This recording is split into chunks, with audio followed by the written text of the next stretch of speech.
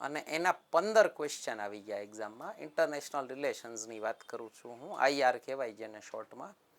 Normally જીપીએસસીમાં 3 થી 4 જ question પૂછાતા હતા. બહુ ઇન્ટેલિજન્ટ ક્વેશ્ચન પૂછ્યો છે, યુપીએસસી લેવલનો ક્વેશ્ચન પૂછ્યો છે.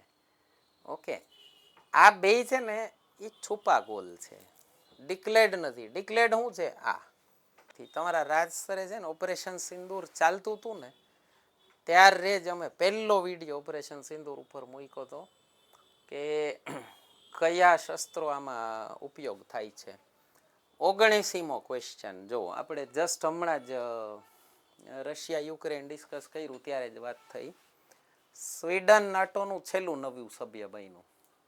આપણે નાટોમાં છેલ્લા સભ્યોમાં લખ્યું ફિનલેન્ડ અને સ્વીડન. આ વખતે 15 ક્વેશ્ચન પૂછી લીધા છે અને લાઈવ ક્લાસરૂમ સામે સોલ્વ એટલે કરું છું કે આપણે તો હજી જસ્ટ તાજું જ હજી પહોંચ્યું હતું. ચાલો, ડીવાયએસઓનું જે ગઈકાલે પેપર ગયું એમાં એક સરપ્રાઈઝ સબ્જેક્ટ હતો બધા માટે. આપણે તો ઘણા વર્ષથી ભણાવીએ જ છીએ, પણ બીજા બધા સ્ટુડન્ટ્સ માટે 100% સરપ્રાઈઝ સબ્જેક્ટ હતો. અને તમારા લોકો માટે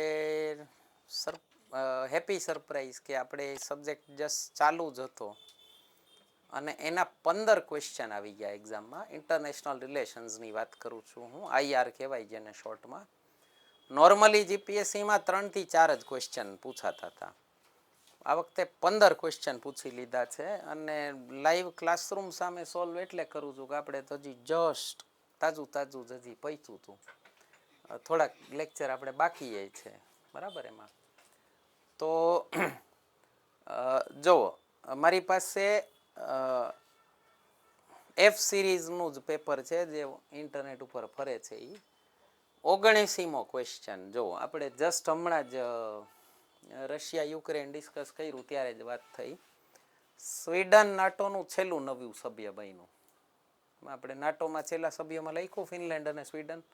એમાં સૌથી છેલ્લું 2024માં સ્વીડન. સાચું છે ખોટું છે? બરાબર. બાંગ્લાદેશ છાત્ર સંઘ બાંગ્લાદેશની વચગાળાની સરકારને ટેકો આપવામાં મહત્વપૂર્ણ ભૂમિકા ભજવી રહ્યું છે. હવે આ બાંગ્લાદેશ છાત્ર લીગ છે ને એ પકડાઈ ક્યાંથી? જે એ લોકોની એક ડોમિનન્ટ પાર્ટી હતી અવામી લીગ, મુજીબુર રહેમાનની, બંગબંધુની. એ અવામી લીગનું આ સ્ટુડન્ટ વિંગ છે, એટલે એનું નામ છે બાંગ્લાદેશ છાત્ર. આ એ લોકોએ લીગ આપ્યું જ છે એટલા માટે બ્રેકેટમાં કે જો કનેક્ટ થાય કે અવામી લીગ મુજીબુર રહેમાનની અને આ લીગ આની, તો આ તો ઓપોઝિશનમાં છે. બાંગ્લાદેશ છાત્ર લીગને એ લોકોએ આ નવી જે સરકાર આવી અત્યારે વચગાળાની સરકાર ચાલે છે, ઇન્ટરિમ ગવર્મેન્ટ ચાલે છે, એણે બેન કરેલું છે. એટલે આ ખોટું છે. ઓકે, એનું નામ છે સ્ટુડન્ટ્સ અગેન્સ્ટ ડિસ્ક્રિમિનેશન. જે સ્ટુડન્ટ બોડી જે બની એના દરમિયાન એનું નામ છે સ્ટુડન્ટ્સ અગેન્સ્ટ ડિસ્ક્રિમિનેશન. અને પેલો નઝીરુલ ઇસ્લામ કંઈક નામ છે એનું, એ એનો મેઇન સ્ટુડન્ટ લીડર છે. તો આમાં જવાબ આવશે ફક્ત એક સાચું છે, ઓપ્શન એ. બરાબર. જો એના પછીનો ક્વેશ્ચન તરત જ 80મો છે. આમાં જરાક પ્રિન્ટ બરાબર નથી દેખાતી, વાંચીને કહી દઉં છું તમને. પાકિસ્તાન સામેના ઓપરેશન સિંદૂર દરમિયાન ભારતે નીચેના શસ્ત્રોનો ઉપયોગ કર્યો, તેમાંથી સ્વદેશી રીતે કયું બનેલું નથી? તમારા રાજ સરે છે ને ઓપરેશન સિંદૂર ચાલતું હતું ને ત્યારે જ અમે પહેલો વિડીયો ઓપરેશન સિંદૂર ઉપર મૂક્યો હતો કે કયા શસ્ત્રો આમાં ઉપયોગ થાય છે. જો બ્રહ્મોસ મિસાઇલ તો આપણે લેક્ચરમાં વાત થયેલી જ છે એમાં કે બ્રહ્મોસ ભારતનું જ છે, બ્રહ્મપુત્ર ભારતની અને મોસ્કવા નદી રશિયાની. બરાબર. આકાશ ટૂંકી રેન્જની surface to air missile system, નામ ઉપરથી ખબર પડી જાય, આકાશ ભારતીય જ છે. તેજસ, કંગના રાણાવતે બિચારીએ પિક્ચર બનાવી નાખ્યું, ફ્લોપ ગયું. પણ તમને ગોખાવા માટે કે આપણું પોતાનું વિમાન છે. અને S-400 ડોનાલ્ડ ટ્રમ્પે રાડું પાડીને બધાને ગોખાવી દીધું કે S-400 નો લેતા, મને નહીં મજા આવે, મને નહીં મજા આવે. રશિયા આગળથી લીધું આપણે S-400 અને ઓલાએ ઓલો આપણો પાડોશી ઓલું હમણાં ખબર છે મેડલ દીધું એના જવાનને. હી ડિસ્ટ્રોયડ S-400 એટલે પ્રધાનમંત્રી જ મેડલ પહેરાવે છે અને પ્રધાનમંત્રી જ એનાઉન્સ કરે છે. એનાઉન્સરને પૈસા નથી. એવા અદ્ભુત દુશ્મન મળ્યા છે આપણે. એ લોકોએ દાવો કર્યો કે S-400 તોડી પાડ્યું. મોદીજી પહેલામાં ઓલા આપણા એરબેઝ ઉપર ગયા ને S-400 પાછળ રાખીને ફોટો પડાવ્યો. તો જવાબ છે આનો ડી, S-400 રશિયા આગળથી લીધી છે. બરાબર, ઓકે. એના પછીનો 81 છે. ભારતની વિદેશ નીતિમાં વ્યૂહાત્મક સ્વાયત્તતા, ઇંગ્લિશમાં થાય સ્ટ્રેટેજિક ઓટોનોમી. ઓકે, ભારતની ફોરેન પોલિસીમાં સ્ટ્રેટેજિક ઓટોનોમીની વિભાવના મુખ્ય શક્તિ જૂથો સાથે જોડાણ કરતી વખતે નીચેનામાંથી કયા ઉદ્દેશ્યને મૂળભૂત રીતે પ્રાપ્ત કરવાનો પ્રયાસ કરે છે? શેની વાત ચાલે છે? Non aligned મુવમેન્ટની. આપણે નામની વાત થઈ હતી ને, આઈઆર શરૂ કર્યું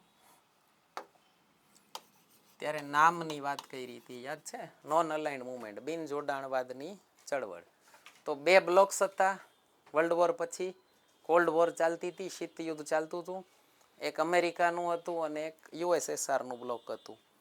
તો ભારતની જે એ ટાઈમની ન્યુટ્રલ રહેવાની જે નીતિ હતી એને કહેવાય છે વ્યૂહાત્મક સ્વાયત્તતા. અત્યારે આપણે એને કહીએ છીએ સ્ટ્રેટેજિક ઓટોનોમી. રશિયા યુક્રેન વોર સમયે અમેરિકાનું ખૂબ પ્રેશર હતું આપણી ઉપર કે તમે રશિયાની સાઈડ નહીં લ્યો. આપણે કેટલી બેલેન્સ્ડ ફોરેન પોલિસી અપનાવી કે આપણે રશિયાને કીધું કે ભાઈ યુદ્ધનો સમય નથી. મોદીજીએ ખુદ પુટિનને 2 થી 3 વાર લગભગ જાહેરમાં કીધું કે યુદ્ધનો સમય નથી, યુદ્ધ કોઈ રસ્તો નથી. અને હારો રશિયાનું ઓઇલ ખરીદવું આપણે, ભાઈ અમને સસ્તું મળે છે તો અમે લેશું. ઓકે, અને ડોનાલ્ડ ટ્રમ્પ ઇફેક્ટ જ છે આ ક્વેશ્ચનમાં ચોખ્ખે ચોખ્ખી. અત્યારે એને જે એડિશનલ ટેરિફ લગાવ્યું આપણી ઉપર 25%, શું કામ? રશિયા આગળથી ઓઇલ ખરીદીએ છીએ. આપણે એને કહીએ છીએ તમે યુરેનિયમ ખરીદો. અમેરિકા પોતે યુરેનિયમ ખરીદે છે રશિયા આગળથી, ફર્ટિલાઇઝર ખરીદે છે, તેલ વધુ ખરીદવામાં ચાઇના છે, ગેસ વધુ ખરીદવામાં યુરોપ છે પહેલા નંબરે. તો આપણે એને કહીએ છીએ સ્ટ્રેટેજિક ઓટોનોમી. ઓકે, હવે એમાં ભારત કયા ઉદ્દેશ્યને પ્રાપ્ત કરવાનો પ્રયાસ છે? પહેલું છે એ બધી જોડાણ પ્રણાલીઓથી સંપૂર્ણ અલગતા. આ નોન અલાઇન્ડની વાત છે. આ છે ને આઝાદી પછી આપણે અપનાવ્યું હતું. બધી જોડાણ પ્રણાલીઓથી એટલે બધા બ્લોક્સથી, બંને બ્લોક્સથી ટોટલ અલગતા. ભારત અત્યારે એવું નથી. ભારતની અત્યારે દોસ્તી રશિયા સાથે પણ છે, અમેરિકા સાથે પણ છે, અને આપણે ઠેકીને કહીએ છીએ છે. બરાબર. રાજકીય પ્રતિબદ્ધતાઓ વિના આર્થિક લાભોનો મહત્તમ ઉપયોગ. આર્થિક લાભનો મહત્તમ ઉપયોગ એકમાત્ર મતલબ આ છે ખરા, પણ એમાં જે આગળ દીધું છે ને રાજકીય પ્રતિબદ્ધતાઓ વિના, એટલે વિધાઉટ પોલિટિકલ કમિટમેન્ટ્સ. એવું નથી. આપણું કમિટમેન્ટ છે કે ભાઈ અમે ડેમોક્રેસી તરફ રહેશું, અમે શાંતિ તરફ રહેશું, અમે વિસ્તારવાદની ખિલાફ છીએ. બરાબર, આપણી અમુક કમિટમેન્ટ્સ છે, એવું નથી. મુદ્દા આધારિત ભાગીદારી દ્વારા રાષ્ટ્રીય હિતોને અનુસરવાની સ્વતંત્રતા. મુદ્દા આધારિત એટલે ઇસ્યુ બેઝડ પાર્ટનરશિપ. આપણે અમેરિકાને કીધું તમે સ્ટ્રેટેજિક પાર્ટનર છો, રશિયાને કીધું ભાઈ તમે વેપન્સ પાર્ટનર છો, બે પાર્ટનર જ છે. બે જગ્યાએ ઇસ્યુ બેઝડ છે. ઓકે, ઇન્ટરનેશનલ રિલેશન્સની સૌથી ફેમસ કહેવત છે there are no permanent friends, there are no permanent enemies, only permanent interest. નથી કોઈ કાયમી દોસ્ત હોતા, નથી કોઈ કાયમી દુશ્મન હોતા. કાયમી શું હોય? હિત. મારું હિત ક્યાંથી નીકળે છે? તો ભારતે હવે એટલું સ્માર્ટ થઈ ગયું છે, રાષ્ટ્રીય હિતોને અનુસરવાની સ્વતંત્રતા. પરમેનન્ટ શું હોય સાહેબ? અમારા નેશનલ ઇન્ટરેસ્ટ. આપણે ડોનાલ્ડ ટ્રમ્પને કીધું ભાઈ પેટ્રોલ ખરીદવું અમારા નેશનલ, રશિયા આગળથી પેટ્રોલ ખરીદવું અમારા રાષ્ટ્રીય હિતમાં છે, તો લેશું. ડી છે પ્રબળ વૈશ્વિક શક્તિ સાથે આપમેળે જોડાણ. આ પાકિસ્તાન કરે છે. પ્રબળ વૈશ્વિક શક્તિ સાથે એટલે જે ડોમિનન્ટ પાવર હોય ને એની યાર જોડાઈ જવાનું. બરાબર, તો આ કામ પાકિસ્તાને કર્યું. અમેરિકા પાવરફુલ છે તો અમેરિકા જોડાઈ ગયું, ચાઇના પાવરફુલ છે ચાઇના જોડાઈ ગયું. ઓકે, નો ઇશ્યુઝ, કાંઈ લેવા દેવાની. રામ નામ જપના પરાયામાં લપના. ઓકે, ગમે ત્યાંથી જ્યાંથી ફાયદો મળતો હોય ત્યાં વહી જાઓ. બરાબર, તો આ આપણી નીતિ નથી. ભારતની નીતિ કઈ છે? સી વાળી. બરાબર, ચાલો આગળ છે 82 રાષ્ટ્ર સુરક્ષા પરિષદ યુએનએસસી, આપણે જે વાત થઈ હતી સ્ટાર્ટિંગના લેક્ચર્સમાં, યુનાઇટેડ નેશન સિક્યોરિટી કાઉન્સિલ વિશે નીચેના વિધાનો ધ્યાનમાં લો. તેના 15 સભ્યો છે, જેમાં 10 સભ્યો, એમાં છે ને 5 પરમેનન્ટ મેમ્બર્સ આપણે વાત થયેલી છે, P5 કહેવાય, 5 permanent members, USA, Russia, China, France અને ઇંગ્લેન્ડ. બરાબર. 10 બિનકાયમી સભ્યો છે, 2 વર્ષની ટર્મ હોય, દર વર્ષે 5 મેમ્બર્સનું ઇલેક્શન થતું હોય. ઓકે. અને 5 કાયમી સભ્યો પાસે વીટો પાવર છે, આપણે વાત થયેલી છે. ઓકે. ભારત યુએનએસસી નું સભ્ય રહ્યું નથી. એ ખોટું. તો ભારતની ટર્મ્સ લખવી હોય તો લખી લેજો. 50-51, 1950-51, 67-68, 72-73, 77-78.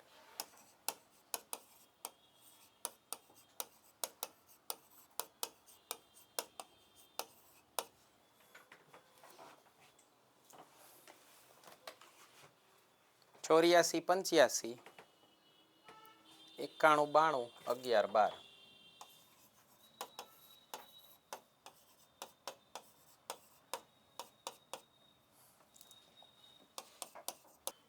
હમણાં પૈતી 21 22. કેટલી ટર્મ થઈ?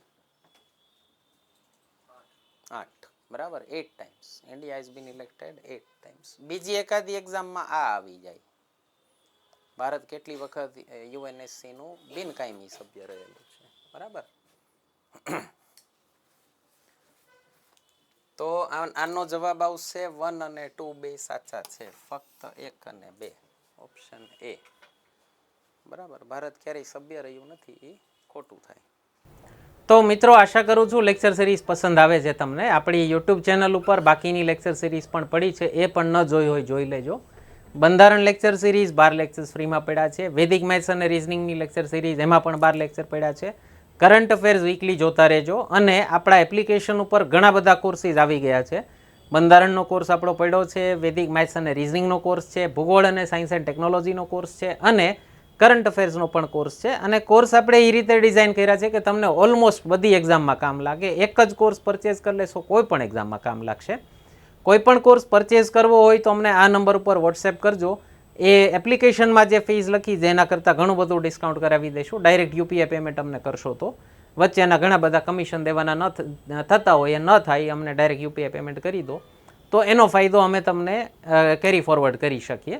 તો કોઈ પણ કોર્સ પરચેઝ કરવો હોય અમને આના ઉપર કરી વોટ્સએપ કરજો. ન કરવો હોય કોઈ પ્રશ્ન નથી. યુટ્યુબ ઉપર ઘણા બધા ફ્રી લેક્ચર્સ પડ્યા છે, એ જોતા રહેજો.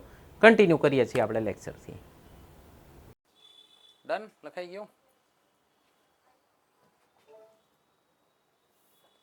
83 83મો, સંયુક્ત રાષ્ટ્ર સુરક્ષા પરિષદના સુધારા અંગે ભારતનું વલણ કઈ જરૂરિયાત પર ભાર મૂકે છે? આપણે પ્રેશર કરીએ જ છીએ, વાત થયેલી છે. આપણે G4 નું ગ્રુપ છે આપણું. ભારત, જર્મની, જાપાન અને ચોથું બ્રાઝિલ. બરાબર. 4 દેશોનું સમૂહ છે આપણું. મળી અને પ્રેશર કરીએ છીએ કે યુએનએસસીમાં વિસ્તાર કરો. તો આમાં શું કારણ શું છે? ભારત શું કહે છે એવું પૂછ્યું છે. પહેલું કીધું છે કાયમી સભ્યપદ શ્રેણીનું સંપૂર્ણ નાબૂદી. નહીં, આપણે એવું નથી કીધું. આપણે તો માગીએ છીએ અમને પરમેનન્ટ મેમ્બર બનાવો. બીજું કીધું છે સમકાલીન વૈશ્વિક શક્તિની વાસ્તવિકતાઓને પ્રતિબિંબિત કરતું વિસ્તરણ. સમકાલીન એટલે કન્ટેમ્પરરી, અત્યારના સમયની.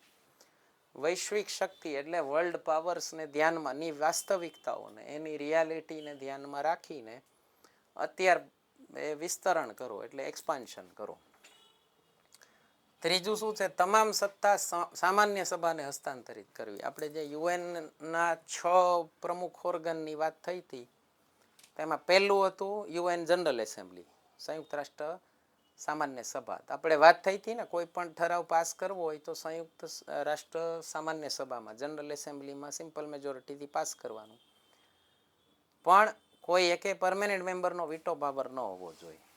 તો આવી કોઈ આપણે ડિમાન્ડ નથી કરી કે વીટો પાવર બધાનો, એટલે ઓલું P5 નો કાંઈ રોલ ન થાય ખાલી જનરલ એસેમ્બલીમાં. નહીં, આપણે તો કહીએ છીએ કે ભાઈ જ્યારે આ સિસ્ટમ બની 45માં, ત્યારની દુનિયા જુદી હતી, હવે 80 વર્ષ નીકળી ગયા, હવે નવા પાવર્સ ગ્રો કરી ગયા છે. તો હવે નવા પાવર્સને જગ્યા આપો. આ ઈ જ સેકન્ડ છે ને, બી ઓપ્શન ઈ જ કહે છે. આઠમું શું કહે છે? માળખાકીય ફેરફારો વિના વીટો પાવરનો અંત નહીં. આપણે આવું નથી કહેતા, આવું ચાઇના કહે છે. ચાઇનાએ ઓફર કર્યું પરમેનન્ટ મેમ્બરશિપ આપીએ ભારતને, પણ વીટો પાવર નહીં આપે. આ શું કહે છે? વીટો પાવર જ ખતમ કરવાનો. આપણે એવું કાંઈ નથી કીધું, બરાબર. તો આમાં ભારતનું જે સ્ટેન્ડ છે એ ઓપ્શન બી માં બતાવે છે, બરાબર. કુલભૂષણ જાદવ કેસ હમણાં ચર્ચા થયું, આપણે ICJમાં ગયા હતા આપણે, અને કયા આધારે જો ન ખબર હોય ને તો એમનેમ સોલ્વ થઈ શકે એવો ક્વેશ્ચન છે. કુલભૂષણ જાદવ કેસમાં જાસૂસીના આરોપસર મૃત્યુદંડની સજા ફટકારવામાં આવ્યા બાદ ભારતે પાકિસ્તાન દ્વારા દૂતાવાસી પહોંચ એટલે કોન્સ્યુલર એક્સેસનો આ બ્રેકેટમાં દીધું જ છે, ઓકે, કોડ આપી દીધો જીપીએસસીએ નો ઇનકાર કરવા સામે આંતરરાષ્ટ્રીય ન્યાયાલય ICJનો આપણે સંપર્ક કર્યો. ICJએ સંધિની જવાબદારીઓ અંગે મહત્વપૂર્ણ ચુકાદો આપ્યો. આ વિવાદ કયા આંતરરાષ્ટ્રીય કાનૂની દસ્તાવેજના ઉલ્લંઘનની આસપાસ કેન્દ્રિત છે? એટલે શું કે છે, કયો ઇન્ટરનેશનલ અગ્રીમેન્ટ થઈ હતી જેના આધારે આ ચુકાદો આપ્યો ICJએ? પહેલું છે ભારત અને પાકિસ્તાન વચ્ચે દરિયાઈ સીમા વિવાદો. જાસૂસને પકડો, તેમાં દરિયાઈ સીમાનો ક્યાંય પ્રશ્ન થતો નથી. ઈરાનથી અરેસ્ટ કર્યા હતા એમને. ICJ અધિકાર ક્ષેત્ર હેઠળ પરમાણુ પરીક્ષણ, પરમાણુ આમાં ક્યાંય ડિસ્પ્યુટ છે નહીં, બરાબર. વિયેના કન્વેન્શન હેઠળ કોન્સ્યુલર એક્સેસ અધિકારો. ન ખબર હોય ને કાંઈ તો અહીંયા કોન્સ્યુલર એક્સેસ વાંચો, અહીંયા કોન્સ્યુલર એક્સેસ વાંચો, એટલી બત્તી ઉપડી જાય. યસ, આ હોઈ શકે. ડી છે WTO ધોરણો હેઠળ વેપાર, વેપારનો કોઈ પ્રશ્ન નહોતો. જવાબ શું બચે?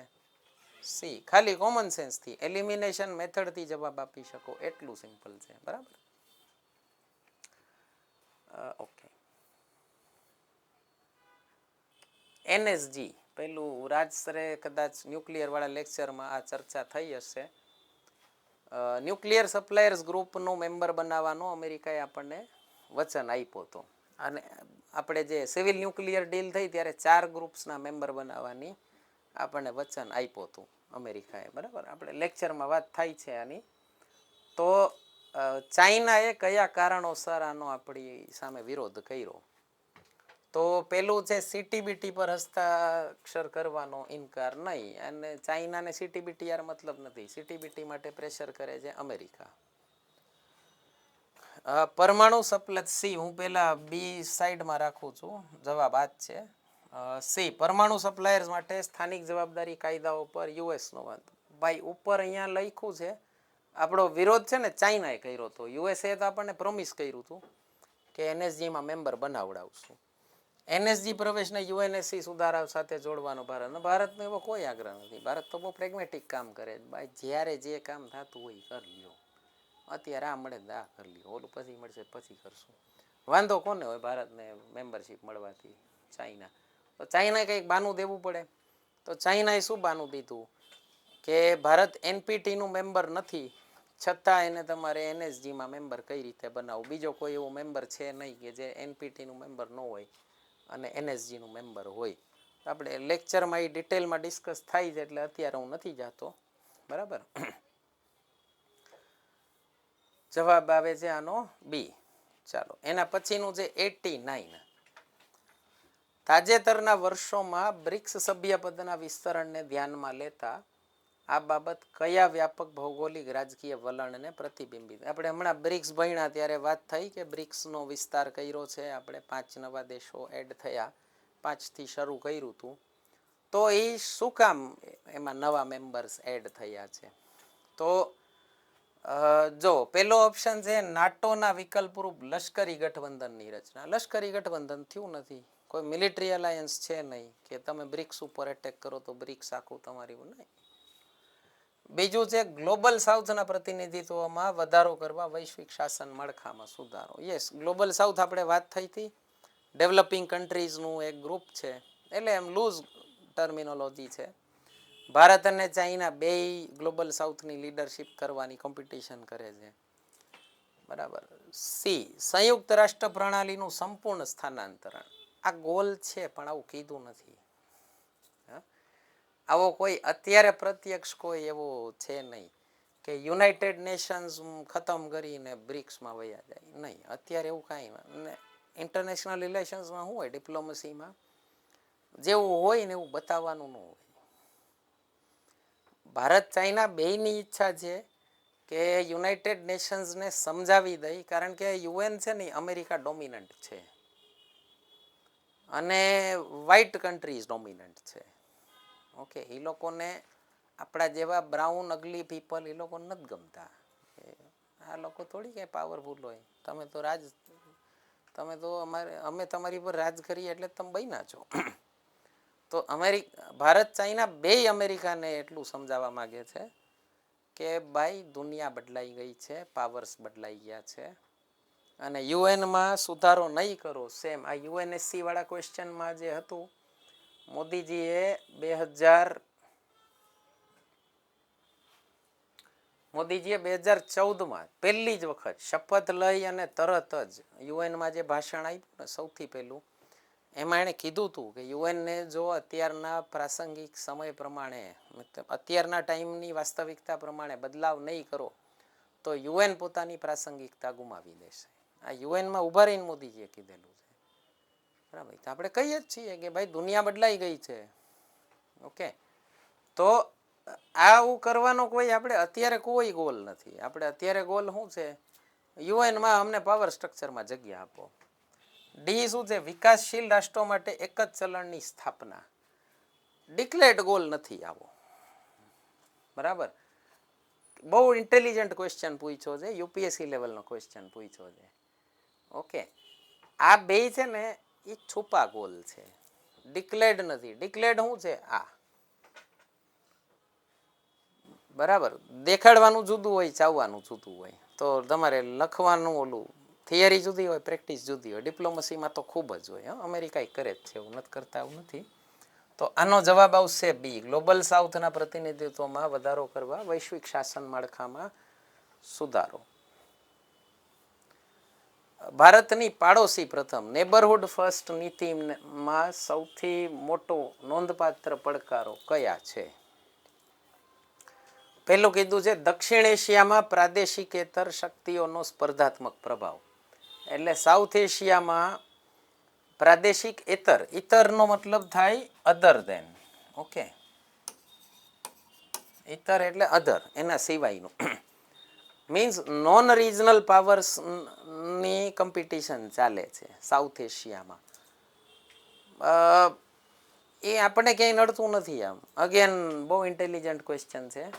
નડે છે પણ પબ્લિકલી આપણે એવું ડિક્લેર નથી કરતા કે જો ચાઇના અમેરિકાની રાઇવલરી અમને નડી. એવું તમે ડિક્લેર કરો તો શું મતલબ થાય? તમે નબળા છો.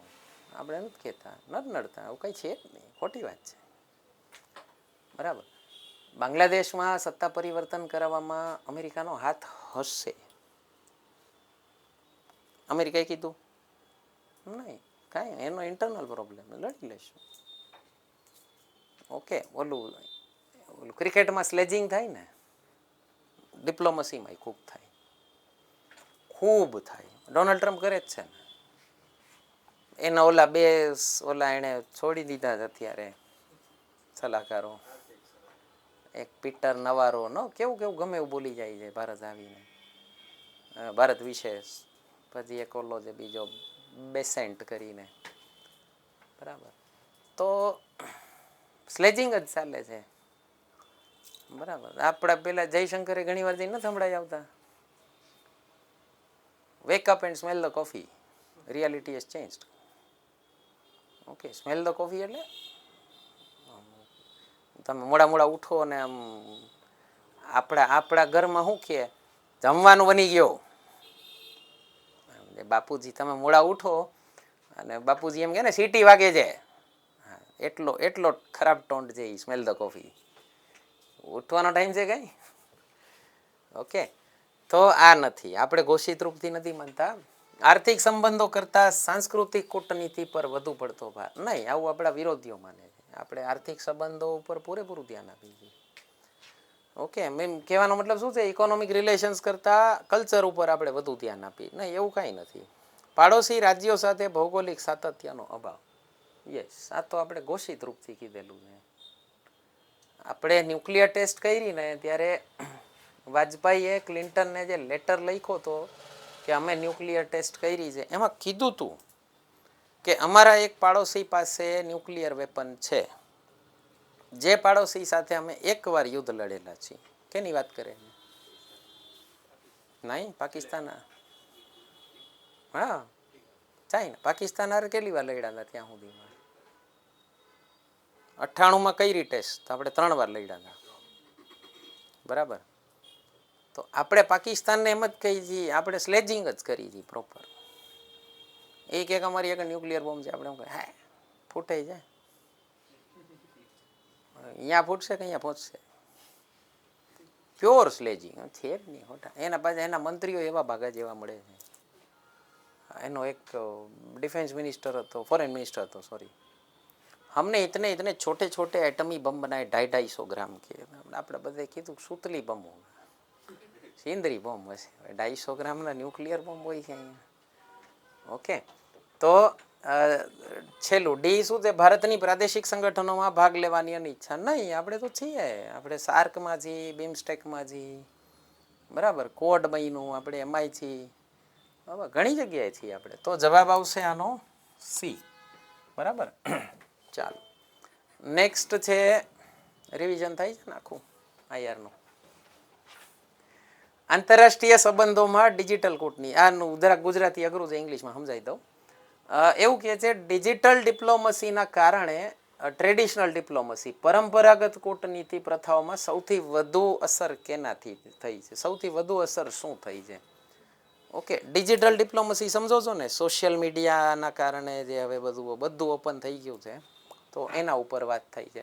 પહેલું શું કીધું છે? ભૌતિક દૂતાવાસોની જરૂરિયાત નો. ભૌતિક દૂતાવાસો એટલે ફિઝિકલ તમારે એમ્બેસીની ઓફિસની જરૂર જ નથી, એમ બધું ટ્વિટર ઉપર થઈ જાય એવું હોય નહીં, ક્યારેય ન થાય. હો, આપણે હજી તાલિબાન હારે બેક ચેનલ ચાલુ જ છે. અને જ્યારથી તાલિબાન ગવર્મેન્ટ આવી ત્યાંની બેક ચેનલ ચાલુ છે, ઓફિશિયલ નથી. ઓકે, જાહેર જોડાણ અને સોફ્ટ પાવર પ્રક્ષેપણ માટે નવા માર્ગોનું નિર્માણ. જાહેર જોડાણ એટલે પબ્લિક રિલેશન્સ, અને સોફ્ટ પાવર પ્રક્ષેપણ એટલે પ્રયોગ, સોફ્ટ પાવર પ્રોજેક્શન માટે નવા માર્ગોનું નિર્માણ. આ લાગે છે કંઈક દમ? ડિજિટલ ડિપ્લોમસીથી તમે તમારો સોફ્ટ પાવર ઇઝીલી એક્સપોર્ટ કરી શકો ને, લોકો સાથે, બહારના લોકો સાથે રિલેશન્સ, તમારું કલ્ચરલ રિલેશન ને બધું કરી શકો ને ઇઝીલી. તો આમાં એકદમ લાગે છે. સી શું કીધું છે? તમામ રાજદ્વારી સંદેશા વ્યવહારને સોશિયલ મીડિયા પ્લેટફોર્મ સુધી સીમિત. એમ હવે કોઈ આપસમાં વાત જ નથી કરતું. આ ડોનાલ્ડ ટ્રમ્પને ટાંકીને પૂછ્યો છે. ટ્રમ્પ બધી આખી ડિપ્લોમસી હાલો એક્સ ઉપર જ કરે છે, બધું ટ્વિટર. એનો ટાઈમ છે રાતના 12 થી 3 નો. હા, એને ટ્રુથ સોશિયલ એટલે ચાલુ કર્યું. ના ના ના, એને ટ્વિટરમાંથી કાઢી મૂક્યો હતો. એને ખબર છે એનું અકાઉન્ટ, હા એનું અકાઉન્ટ બેન કરી નાખ્યું હતું. ઇલેક્શન આવ્યું ને 2020નું, એટલે ટ્વિટર ફેસબુક બેમાંથી એનું અકાઉન્ટ બેન કરી નાખ્યું હતું. તો પૈસો ધોમ છે તો એને પોતાનું એપ ચાલુ કરી દીધું. તો હવે એનું એપ ફેલ ગયું એવું સ્વીકારવા નથી માંગતો. એટલે રાષ્ટ્રપતિ છે ને, તો હવે રાષ્ટ્રપતિ લખે તો બધાએ વાંચવું પડે, બધી મીડિયાએ. એટલે હવે ટ્રુથ સોશિયલ લોકોએ ડાઉનલોડ એટલે કે ડોનાલ્ડ ટ્રમ્પ શું લખે છે એ જોવા માટે, બીજું કોઈ નથી એમાં. ડોનાલ્ડ ટ્રમ્પ એક જ છે. 2029 પછી ખતમ થઈ જશે લગભગ. ડી, કૂટનીતિમાં પરંપરાગત ગોપનીયતાને અશક્ય બનાવી. આ એક છે ને લલચામણું લાગી શકે તમને. શું કહે છે? ડિપ્લોમેટિક સિક્રસી ખતમ થઈ ગઈ છે, હજી નથી થઈ, અને એવું થાય નહીં ક્યારે. ઓકે, અગેન ડોનાલ્ડ ટ્રમ્પને તમે ધ્યાનમાં લઈ શકો. ડિપ્લોમેટિક સિક્રસી ખતમ થઈ ગઈ એટલે શું થયું? ક્યાંય પણ શું ચાલે છે તમને બધી ખબર હોય, તો હવે કઈ સિક્રેટ ન હોય એવું ન હોય. સ્ટેટમેન્ટ છે ને બહુ ટોલ સ્ટેટમેન્ટ કરેલા, અશક્ય બનાવી. અશક્ય ન બને. ઓકે, મોદીના મનમાં શું હાલતું હોય એ એના ક્લોઝ સર્કલને જ ખબર હોય, અને ટ્રમ્પના મનમાં શું હાલતું હોય એ તો એવું કે એના ક્લોઝ સર્કલને નથી ખબર હોતી, ટ્રમ્પને જ ખબર હોય. એ બફાટ કરે ત્યારે ખબર પડે એના ક્લોઝ સર્કલને. ઠીક, આવું હાલતું હતું મનમાં. બિચારા રાતોરાત નોટ ફાડી નાખે કે ઓહ આખી રાત હોમવર્ક આ કર્યું હતું, હવે સવારે આ બોયલો. એની પેલી સ્પોક્સ પર્સન છે કેરોલિન લેવિટ, બિચારી રોજ સવારે પ્રેસ કોન્ફરન્સ કરે ને, તમને એનું મોઢું જોઈને લાગે કે અરે રે રે. તો જવાબ આવશે બી. મારી દ્રષ્ટિએ જવાબ આવશે બી આનો. 93મો, કુર્દિશ સમુદાય, કુર્દિશ પોપ્યુલેશન કયા દેશોમાં છે? ટર્કી, ઈરાન, ઈરાક, સિરિયા ચારેયમાં છે.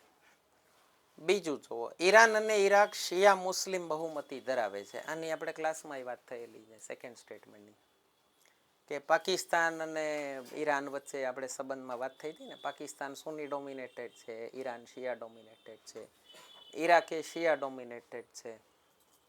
તો બહુ નેચરલ અલાયન્સ નથી એ લોકોને આપસમાં, કે છે મુસ્લિમ બ્રધરહુડ પણ આપસમાં ડખાય છે. તો બંને સાચા છે. જવાબ આવશે આનો સી, એ અને બી, 1 અને 2 બંને. નીચેનામાંથી કયા યુરોપિયન દેશો નાટો કે યુરોપિયન યુનિયનના સભ્ય નથી? Norway, Switzerland, Ukraine, turkey. આપણે વાત થયેલી છે ટર્કી અમેરિકા, એશિયા અને યુરોપના બોર્ડર ઉપર આવે. આપણે વાત થયેલી છે ટર્કી એટલું સ્માર્ટ છે કે જ્યારે જેનો સમય હોય ને એ બાજુ ફટ કરતું ફરી જાય. ફર્સ્ટ વર્લ્ડ વોર સુધી એશિયાનો સમય હતો તો ટર્કી એશિયા હતું, ઓટોમન એમ્પાયર. સેકન્ડ વર્લ્ડ વોર પછી યુરોપનો સમય આવ્યો તો ટર્કી ફાટ કરતું યુરોપમાં આવે. આપણે વાત થઈ હતી ત્યારે યુરોપિયન યુનિયનનું મેમ્બર છે ટર્કી, અને નાટોનું મેમ્બર છે. ઓકે, સ્વિટ્ઝરલેન્ડ એક જ ડિપ્લોમેટિક આઇસોલેશન વાળું દેશ બહુ લાંબો સમય સુધી હતા. આપણે સેકન્ડ વર્લ્ડ વોરમાં વાત થઈ હતી, લોકો ત્યાં જાસૂસો ભાગી ભાગીને ક્યાં જતા હતા? સ્વિટ્ઝરલેન્ડ. શું કામ? સ્વિટ્ઝરલેન્ડ પહોંચી ગયા એટલે ત્યાં ડિપ્લોમેટિક આઇસોલેશન, અલગાવવાદથી રહે છે, એને કોઈ યાર મતલબ નથી. સ્વિટ્ઝરલેન્ડ નથી નાટોનું મેમ્બર, નથી યુરોપિયન યુનિયનનું મેમ્બર. અને યુક્રેનને મેમ્બર નહોતું બનવા દેવું નાટોનું, એટલે તો ઓલા યુદ્ધ કર્યું પુટિને. આપણે યુક્રેન રશિયા વાળા યુદ્ધમાં વાત થયેલી જ છે આની, કે પુટિન આક્રમણ જ એટલે કર્યું. ભાઈ આ તો નહીં, મારા ભડિયામાં આવ્યા તો જોઈ લેજો. તો આનો જવાબ આવશે 2 અને 3. જવાબ આવશે ઓપ્શન સી. બરાબર? ના, એ માઇનર હશે કઈ. 97, હમણાં તો ચર્ચા થઈ આપણે, સીમા વિવાદના કારણે કયા દેશો વચ્ચે સંઘર્ષ થયો મંદિરને લઈને. બરાબર, આપણે વાત થઈ હમણાં જસ્ટ થાઈલેન્ડ અને કંબોડિયા. ક્વોડ અને G7 બંનેના સભ્યો છે. આપણે બે ગ્રુપ્સ લખેલા છે મેમ્બર્સ. બરાબર, G7માં જાપાન છે અને અમેરિકા છે, અને ક્વોડમાં આપણે વાત થયેલી છે જાપાન, અમેરિકા, ઓસ્ટ્રેલિયા અને ભારત, ચાઇનાને કાઉન્ટર કરવા. તો બેયમાં હોય એવું જાપાન, USA. બરાબર,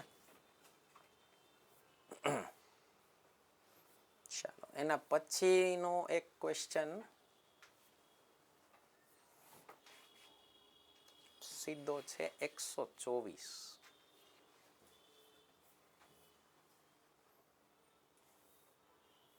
અમેરિકાના રાષ્ટ્રપતિની ચૂંટણીનો આપણે અલગથી વિડીયો મૂકેલો છે. હું લોકસભાનું ઇલેક્શન પતવું એટલે તમને કહું છું કે એકવાર જોઈ લેજો. આપણે જરાક ચર્ચા કરશું ભારતની ચૂંટણી કેવી છે અને અમેરિકાની ચૂંટણી કેવી છે.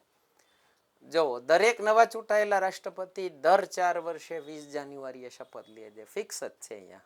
બરાબર, આપણે બંધારણમાં ચર્ચા થઈ જાય આની તો.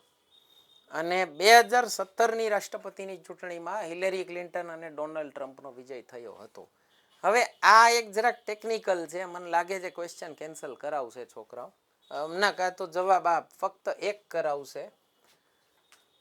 ચૂંટણી 2016માં થઈ હતી, ટર્મ 2017માં ચાલુ થઈ હતી, એટલે ટેકનિકલી રોંગ કહી શકો. મને લાગે છે ત્યાં સુધી છોકરાઓ છે ને આનું એ જ કરાવશે, ફક્ત એક. કારણ કે અમેરિકામાં શું હોય, ચૂંટણી છે ને એ ઇવન યરમાં આવે, ચોથા વર્ષે, 4થી ડિવિઝિબલ યરમાં આવે. 2016માં આવે, 20માં આવે, પછી 24માં આવે, અને એની ટર્મ ચાલુ થઈ જાન્યુઆરી નેક્સ્ટ યરથી. બરાબર, ઇલેક્શન આવે નવેમ્બરમાં. આપણે રાષ્ટ્રપતિના ઇલેક્શન, અમેરિકન રાષ્ટ્રપતિના ઇલેક્શનનો એક વિડીયો મૂક્યો છે, આખું ડિટેલમાં એક્સપ્લેન કર્યું છે. ઓનલાઈન વાળા સ્ટુડન્ટ્સ ન જોયું હોય જોઈ લેજો. તો આટલા 15 ક્વેશ્ચન હતા. ઓલમોસ્ટ મારા ખ્યાલથી એકાદો ક્વેશ્ચન જ આપણે ડિસ્કસ કર્યું એની બહાર ગયો હશે, બરાબર. બાકી 15 આપણે જે ચર્ચા અત્યારે ચાલુ જ હતી એક્ઝામની જસ્ટ પહેલાં એમાંથી જ આવ્યું છે બધું, બરાબર. તો મિત્રો આ ડીવાયએસઓ 2025નું મેથ્સ રિઝનિંગનું પેપર સોલ્યુશન મુકાઈ ગયું છે અને નેક્સ્ટ ઇકોનોમિક્સ બંધારણ પણ આવતું જશે જલ્દી. તો જોતા રહેજો ચેનલ. વિડીયો કેવો લાગ્યો કમેન્ટ સેક્શનમાં જાણ કરજો. લાઇક શેર સબસ્ક્રાઈબ કરવાનું ભૂલતા નહીં. ધન્યવાદ.